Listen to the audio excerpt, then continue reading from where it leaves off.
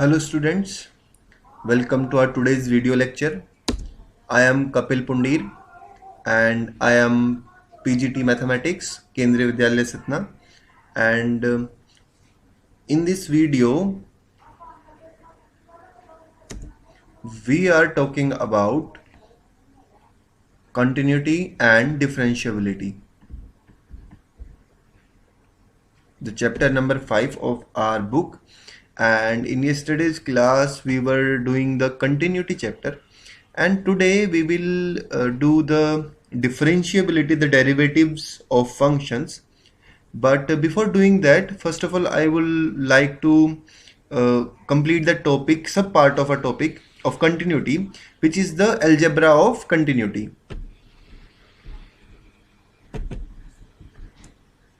In algebra of continuity, if two functions fx and gx are continuous at a point C, then we can say their sum, the sum of function fx and gx, is also continuous at that point.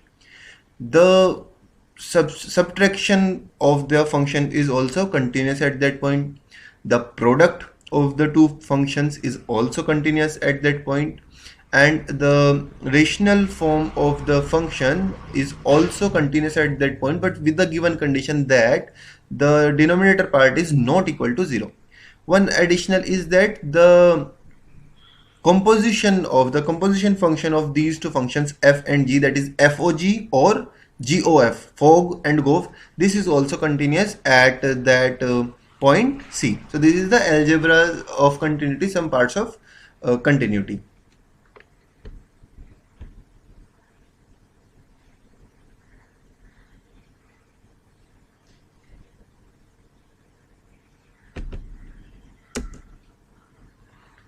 Now we will discuss about the topic differentiability. And in differentiability, we will first of all see the derivative of a function f at point C.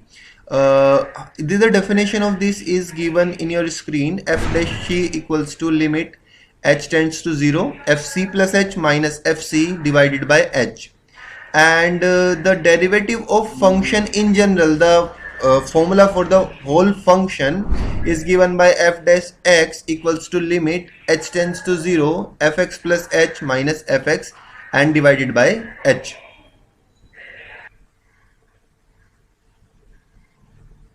Now let's talk about the algebra of derivatives.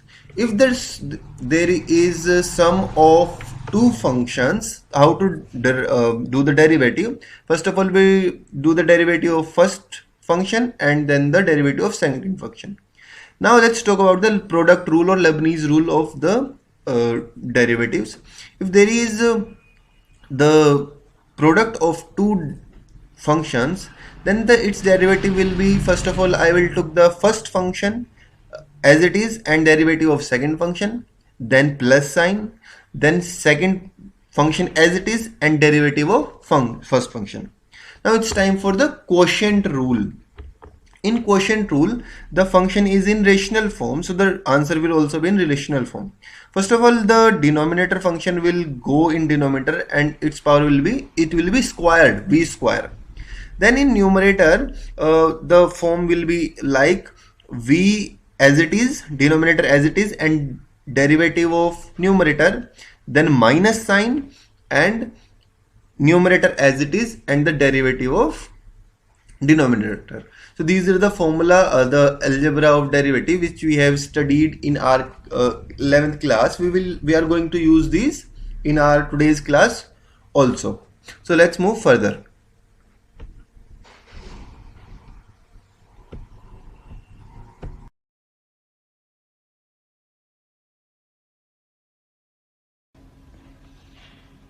After talking about the algebra of derivatives, we will now see some formulas. We know that for x to the power n, derivative is nx to the power n minus 1. Derivative of sin x is cos x. Derivative of cos x is minus sin x. And derivative of tan x is sec square x. Before using these formulas, I want to discuss a theorem with you. It says if a function f is differentiable at a point C, then it is also continuous at that point. So let's see the proof for this theorem, and it goes like,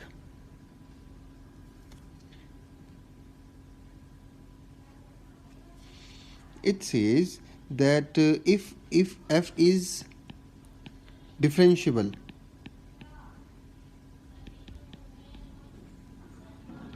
at C, then it must satisfy the condition of differentiability at a point, and which is limit x tends to C fx minus fc divided by x minus c equals to f dash c. We will use this.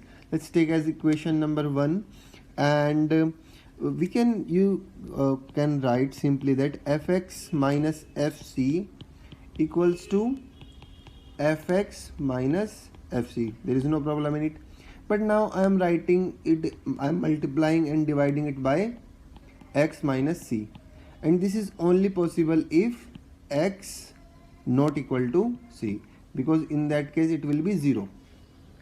Now in next line, taking limit both sides,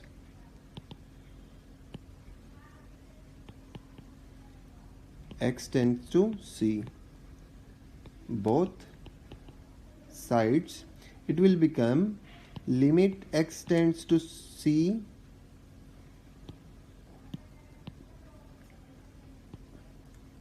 x tends to c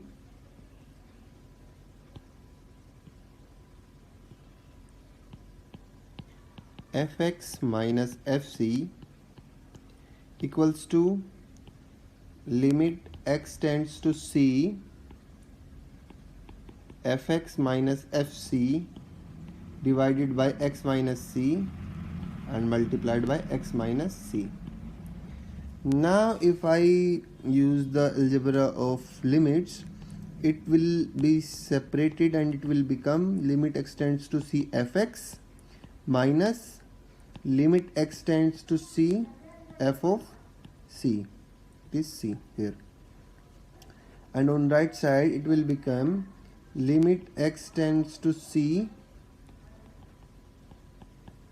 it will be separated along the multiplication and multiply limit x tends to c x minus c. On left side it will remain same, limit x tends to c f of x minus limit x tends to c f of c. You see this big is equal here, so from equation first it will become f dash of c, and when you put the value of x in this it will become 0. So on right side it will become 0, and when you put this on right side it will become limit x tends to c f of x equals to limit x tends to c fc, and on right side when you put the value of limit it will become fc, and you can see that this is the condition for continuity, hence fx is continuous at x equals to c. So we can say that at a point ability implies, this is very important result. I am saying this at any point. Can I generalize this? Yes, we can generalize this at all points. In general, if a function is differentiable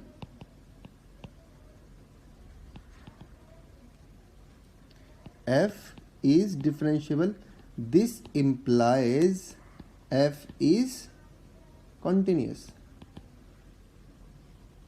अगर कोई differentiable है तो इसका मतलब पक्का है कि वो कंटिन्यूस होगा ही होगा. इसका ऑपोजिट जो है कि अगर कंटिन्यूस है तो डिफरेंशिएबल होना ज़रूरी नहीं है. उसके हम एग्जांपल्स देखेंगे आगे. अब इस थ्योरम के बाद हम थोड़ा सा आगे चलते हैं और अब हम बात करते हैं कुछ अलग तरह के फंक्शंस की.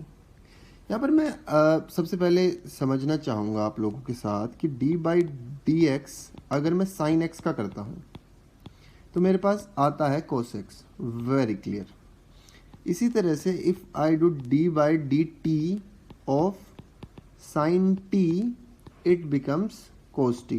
आई just change the value of variable, है ना, symbol of variable. D upon D U sine u equals to cos u। okay, we will use this concept now। if I am giving you a question that differentiate dy dx for sine x square plus 5, now here you can see that you can differentiate for sine x separately, and you can also differentiate for x square plus 5 separately, but here is the composition of these functions। so what can I do? Let's represent them with two different functions। let me show you how।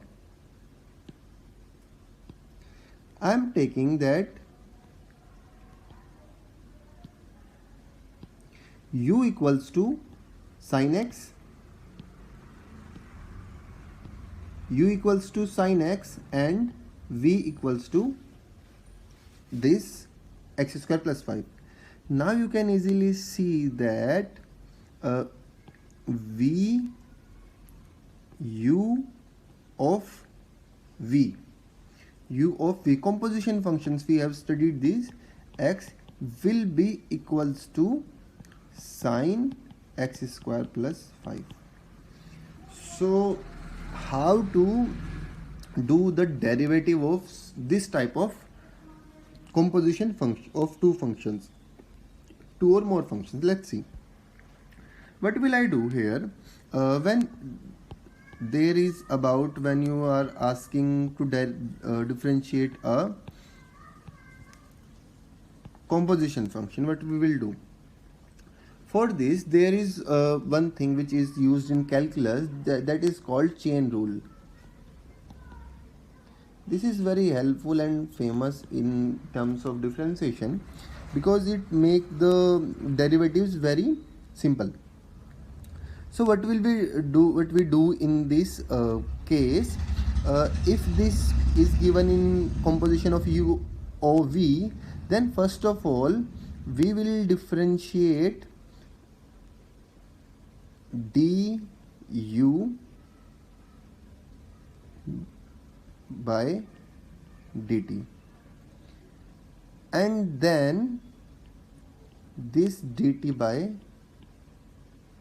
dx।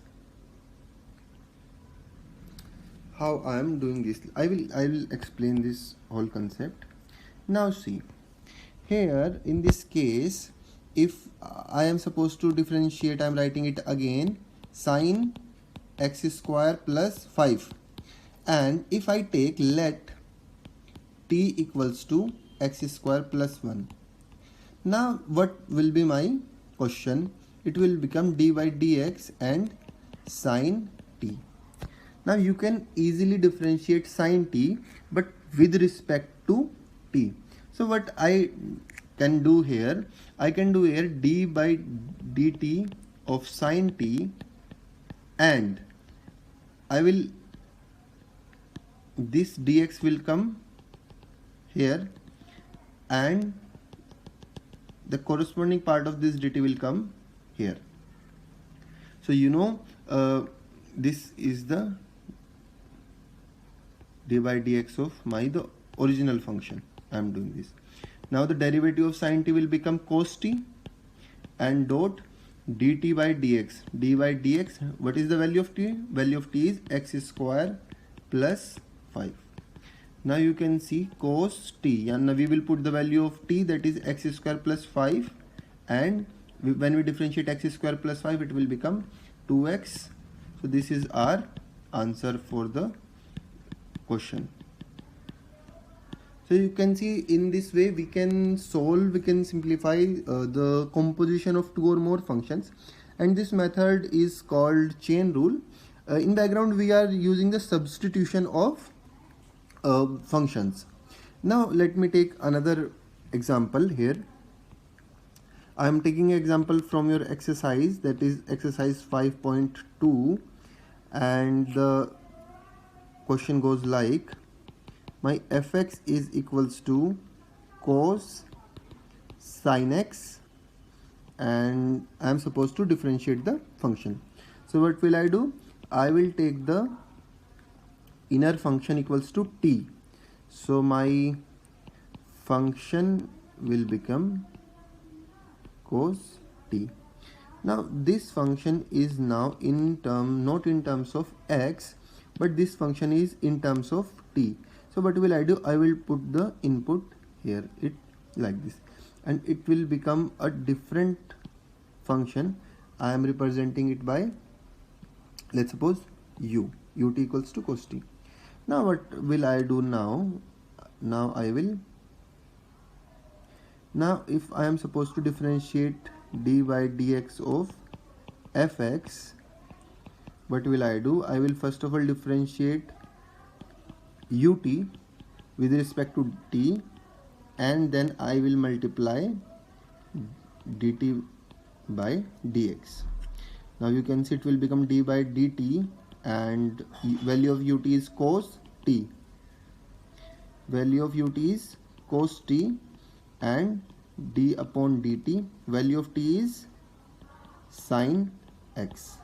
And when you will simplify this, you will get minus sin t for derivative of cos t, and for derivative of sin x I will have cos x.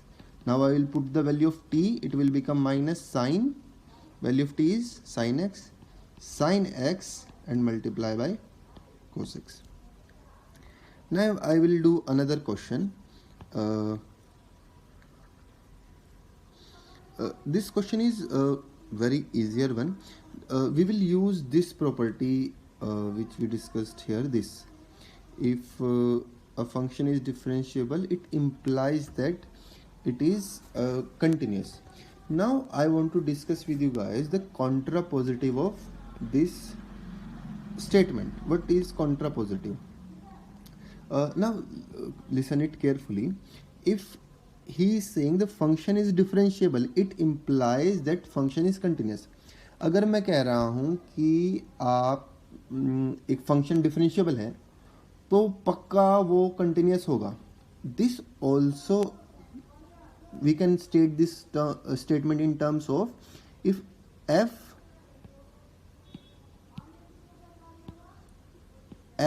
is not continuous, it implies f is not differentiable. These statements are similar, they are just using the different words. So if a function is not continuous at a point, then it will definitely not be differentiable at that point. So in the question, I will show you, in the question number 10, you see, prove that the greatest integer function defined by this between 0 to 3 is not differentiable at 1 and 2. Now you can do this question with various methods, but I am telling you the tricky one, the which you can use in your competitive exams and in CBSE also. Now you see the greatest integer function is not continuous at integer input. So this can also imply that my function fx is not differentiable at x equal to 1 and x equal to 2, except every integer input it will be continuous as well as differentiable. We can check that.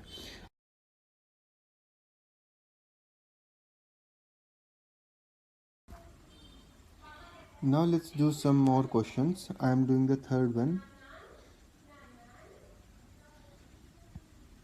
it is saying, let's see the question. Question number 3 is saying, if fx is sine ax plus b, then find the derivative of this function. Now what will I do here? I will take ax plus b, let t equals to this. So my function ut, new function, will be sine t, and the derivative of fx by chain rule, it will become derivative of ut with respect to t, and then derivative of t with respect to x.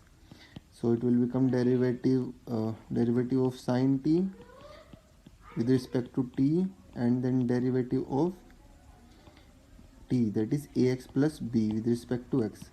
It will become minus cos t, plus cos t, and then a.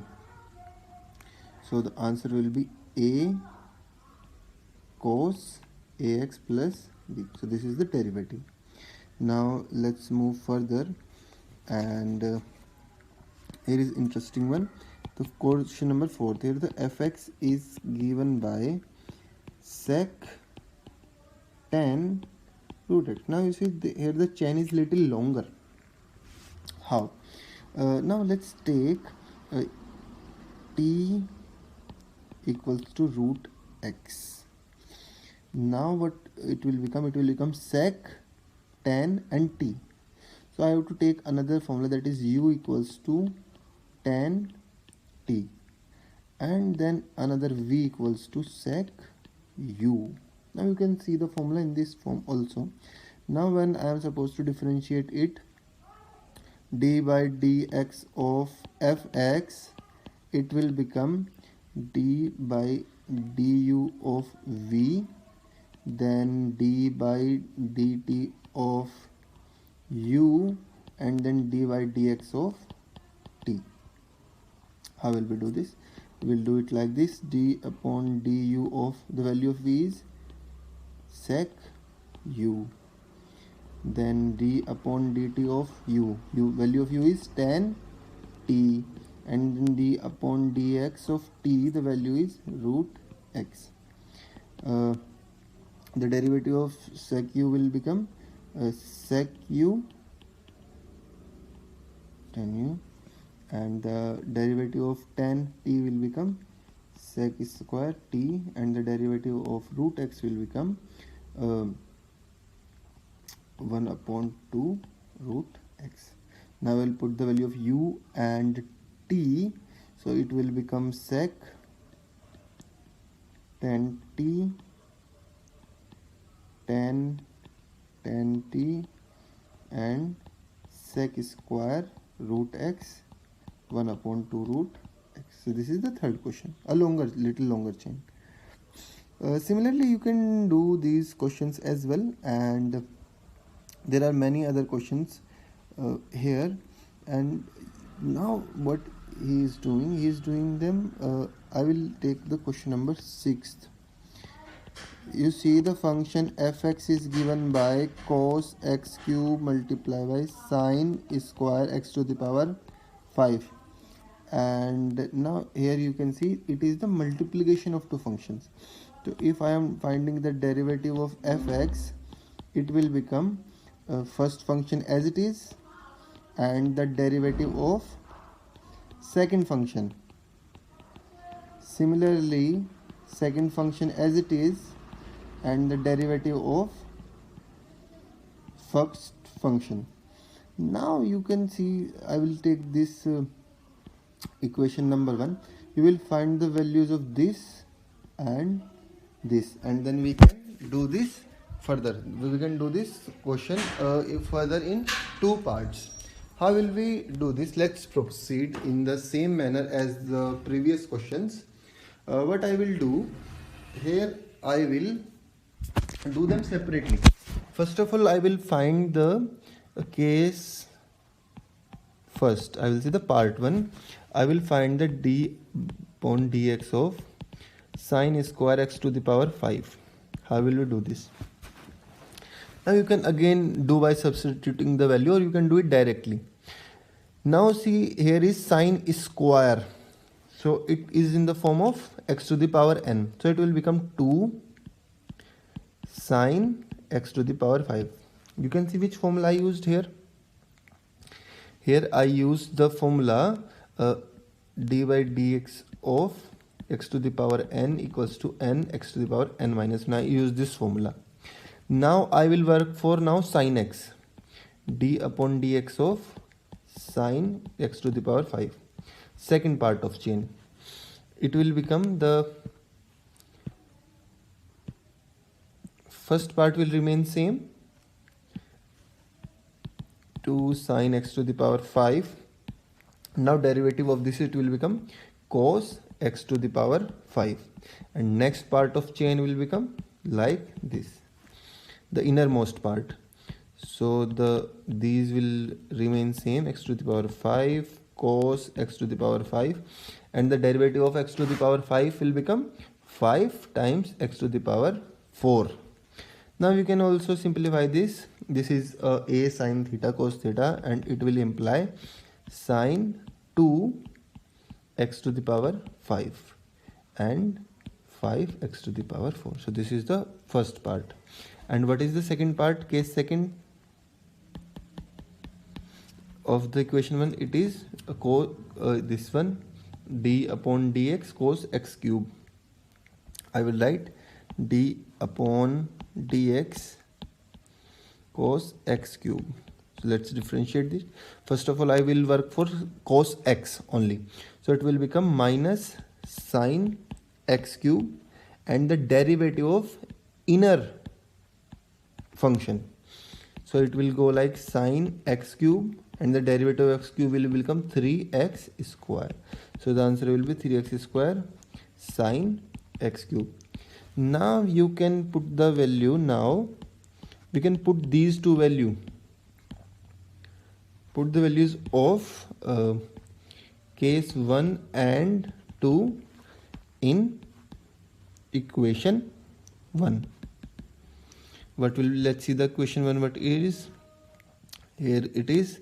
So let me write d upon dx of x to the power of fx. It will become fx, and let me correct it, fx.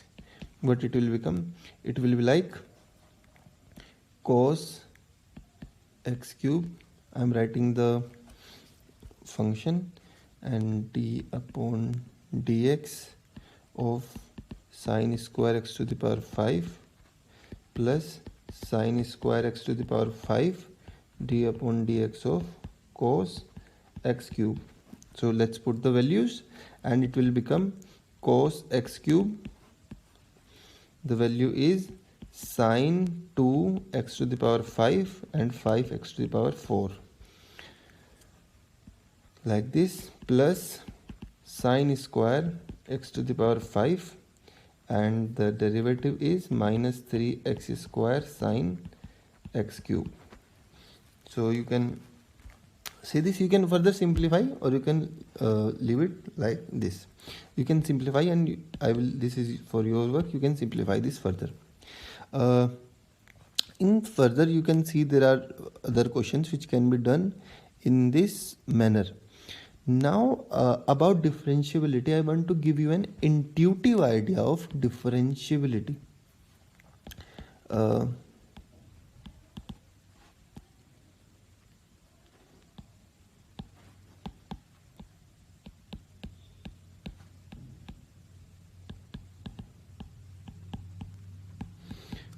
If you have the graph, how you can see the function is differentiable or not? First part,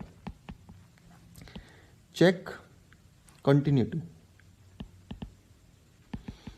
If function is not continuous,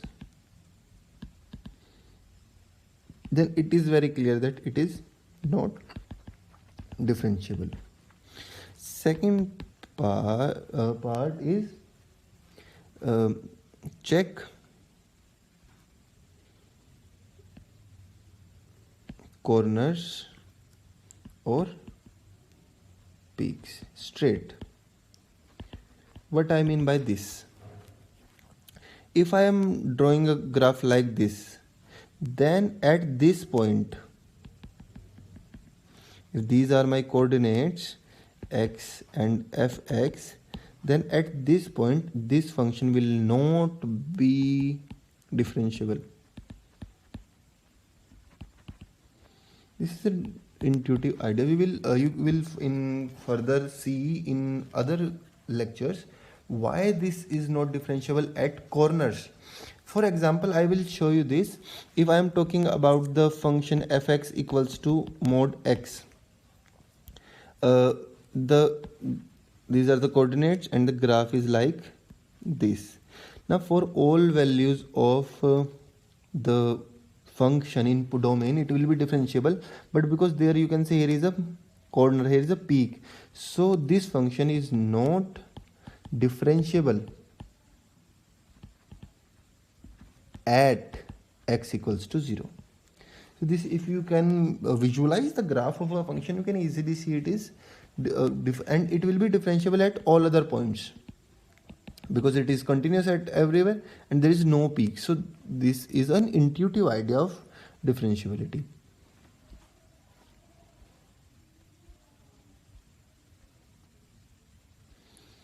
And now let's see what we studied earlier.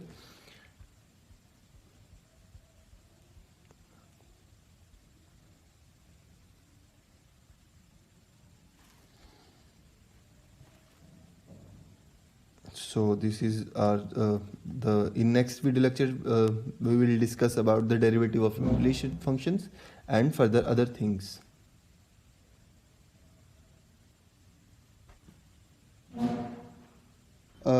Now there are some other very similar questions. You can try these questions at home, and if you have any query, please ask in comments of video, and we are there to help you. And thank you for watching the video. Thank you very much.